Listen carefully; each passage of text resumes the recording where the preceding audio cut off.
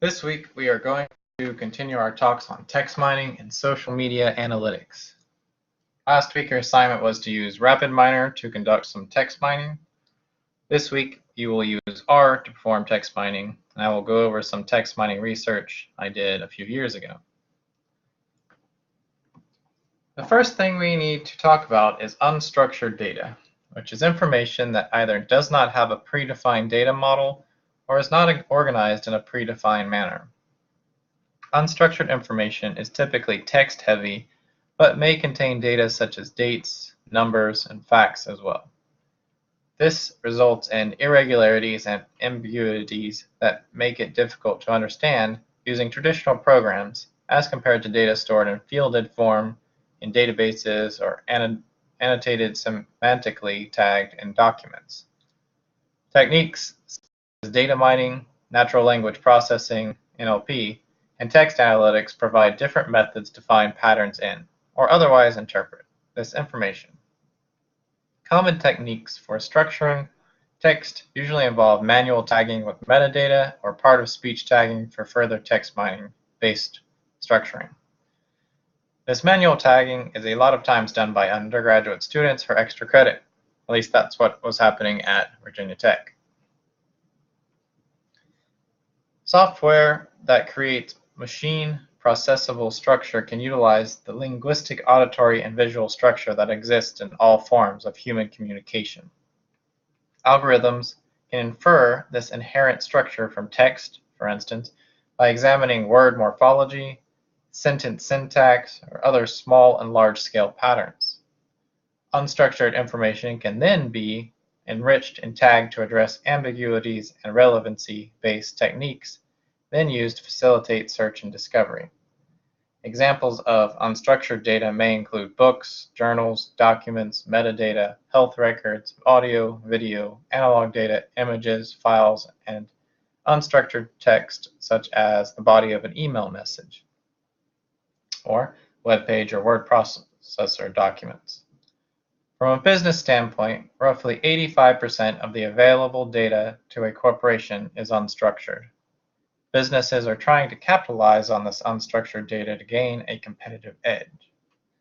With regard to natural language processing, specific computational workflows have been developed to impose structure upon that unstructured data contained within text documents. These workflows are generally designed to handle sets of thousands or even millions of documents, or far more than manual approaches to annotation may permit. Several of these approaches are based upon the concept of online analytical processing, or OLAP, and may be supported by data models such as text cubes. Once document metadata is available through a data model, generating summaries of subsets of documents may be performed with phrase-based approaches. Text analytics consists of four major parts: information retrieval, information extraction, data mining, and web mining. Information retrieval is the activity of obtaining information system resources that are relevant to an information need from a collection of those resources. Searches can be based on full text or other content-based indexing. Information retrieval is the science of searching for information in a document, searching for documents themselves, and also searching for the metadata that describes data and for databases of text, images, or sounds.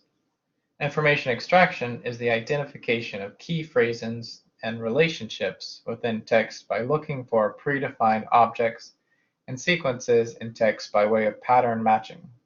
Data mining is consistent with our previous definitions, and web mining is the process of data mining techniques to automatically discover and extract information from web documents and services. The main purpose of web mining is discovering useful information from the World Wide Web and its usage patterns. Text mining itself is the semi-automated process of extracting patterns from large amounts of unstructured data. One area of use in healthcare is the ability to identify documents pertinent to a diagnosis. This allows physicians to quickly obtain studies of similar findings, such as for rare diseases, to help in aiding how to treat those patients. marketing, we can analyze online reviews to get a better idea of customer satisfaction and item quality.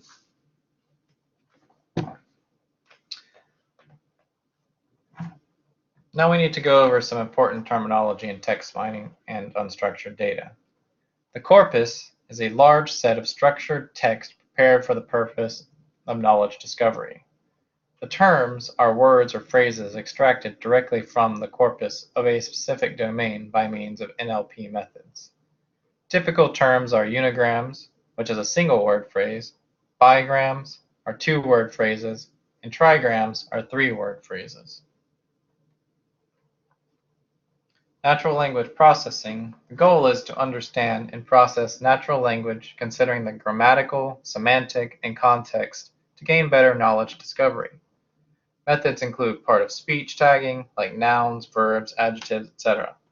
Also, the removal of stop words. Stop words are words like a, an, and the, which do not add any meaning to our analysis. Another branch of NLP is sentiment analysis, which is a technique used to detect favorable and unfavorable opinions toward specific products or services using a large number of textual sources. So I'm going to outline how text mining can be applied to one area so you can think of other ways, as well as model how you might present this information. So, how many of you have taken a flight? What do you remember about that experience, and what might have influenced your decision? Did you happen to write an online review for the flight, or have you ever written an online review in general? The research question that prompted this work was, do online reviews of airlines have an impact on airline company revenues? And what aspects of a review are most likely to impact sales? With various factors to consider, including customer service, baggage handling, and delays that set airlines apart from other services, which is most likely to impact company sales? As a generalized theory, we are interested in complaints found in online reviews and how these complaints influence the rating, be it star rating or rating out of 10, and then how this rating influences quarterly revenue. As a practical application of our theoretical framework, we develop a two-part model where we examine the impact that each individual complaint type influences the rating out of 10 for each airline. Then we take the average quarterly rating out of 10 and see how this influences the quarterly revenue of each airline. In order to validate our hypotheses, we collected data from the top 7 airline groups by revenue with a web crawler on the website airlinequality.com. 5,824 reviews were collected and are distributed as displayed in the table. We have 4 airline groups from the United States and 3 from Western Europe in order by revenue. We chose to examine the reviews for the top 7 airlines worldwide to minimize the expanse of data and maximize the meaning we could draw from the calculations. This also minimizes unfairness in comparing small companies to larger companies, as research has already shown that smaller companies have higher satisfaction ratings. We also collected the quarterly revenue data from the quarterly statements of each of the airline groups. The European airline group's values were converted into dollars from euros based on the average exchange rate for that month. The data was coded using 53 volunteer taggers, who were supplied with a detailed tagging protocol. Each review was tagged by at least 2 taggers, and the most reviews tagged by a tagger was 400 and the least was 5, with an average of 171 tags per tagger. After the reviews were tagged, the results were examined for inter-rater reliability, and only complaint types that had a Cohen's kappa score of 0.4 or higher were analyzed. To perform the analyses on the first part of our model, we used RStudio and performed partial least squares regression structural equation modeling to determine the effects of the complaint type on the rating out of 10.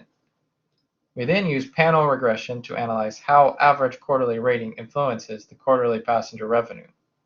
This analysis used the first quarter revenue as the base value and examines the percent change in revenue across the 8 quarters from 2014 to 2015. In order to perform the PLS regression, we had to fix no complaint to 1 and look at how each complaint type related to no complaint as it predicts the rating out of 10. The most interesting observation with the most influential parameter estimate is customer service, which supports the study by Zhu and Li. Then follows that delays in seating are the next most influential complaint type on rating out of 10. These top 3 complaint types are consistent with previous literature in the offline world. Surprisingly, baggage complaints are near the bottom on their level of influence, which are expected to be near the top. In order to analyze our second hypothesis, we use RStudio and the PLM package for panel regression. Our hypothesis was found to be statistically significant. The R-square value of 0.09 suggests that indeed some impact of the average rating has an effect on the percent change between quarterly revenues. Other factors that we identified during our examination of the results included that airline reviews received a score of 1, the lowest score, 30% of the time when a complaint was identified. Considering that the plane actually lands and everyone on board is safe, albeit perhaps irritated or frustrated, one can't help but wonder what is driving airline reviews to be so negative. It seems apparent that either airline passengers are less likely to take the time to write a review when they have a positive experience, or that they are motivated to write a review only when they have a sufficiently negative experience. Even when a review is positive, the review receives a score of 10, the highest score, only 27% of the time further research is necessary to analyze these peculiarities in online reviews from the airline industry. So that's a look at how we can analyze online reviews through text mining and other regression type analysis to better understand online reviews and their effect on revenue.